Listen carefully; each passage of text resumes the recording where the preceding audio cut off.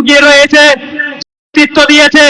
গ্রাম অঞ্চলে যারা আওয়ামী লীগের সন্ত্রাসী কার্যকলাপ করেছে, তারা এখন দেখা যায় জামাত নামক সংগঠনের দালালি করে, তারা এনসিপির দালালি করে।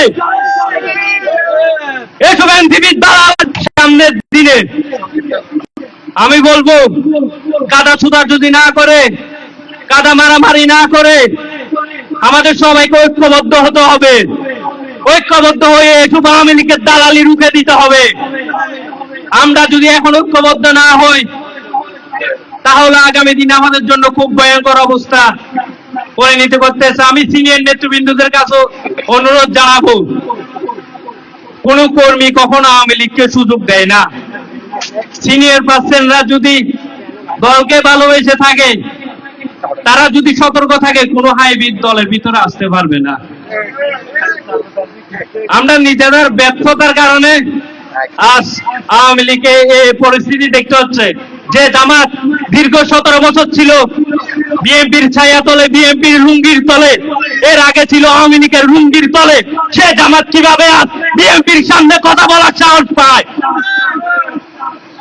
আমরা চুপচাপ আছি, তার মানে সংগ্রামী ভাইয়েরা আমার, কম বেশ সবাই নির্যাতিত হয়েছেন, কম বেশ সবাই দীর্ঘদিন দলের সাথে জড়িত ছিলেন। আমি অনুরোধ করব আমাদের সিনিয়র পার্সন ভাইদের, 500 টাকা, 1000 টাকা, 2000 টাকার জন্য আওয়ামী লীগকে সুযোগ দিয়েন না।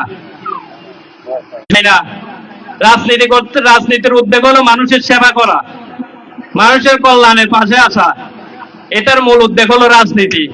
এখন রাজনীতি করে ব্যবসার জন্য, বাণিজ্যের জন্য, চাঁদাবাজির জন্য। আমি আহ্বান জানাবো সবাইকে এসব থেকে দূরে থাকার জন্য। শহীদ প্রেসিডেন্ট জিয়া রহমান যে একটি বাংলাদেশ গড়ার লক্ষ্য ছিল, আমরা সবাই সেটা একত্রিত হয়ে পূর্ণ করব। এই বলে আমি আমার সংক্ষিপ্ত বক্তব্য এখানে শেষ করলাম। বাংলাদেশ জিন্দাবাদ, বাংলাদেশ জাতীয়তাবাদী দল জিন্দাবাদ, বাংলাদেশ জাতীয়তাবাদী ছাত্র দল জিন্দাবাদ। শহীদ প্রেসিডেন্ট জিয়া রহমান অমর হোক, অমর হোক।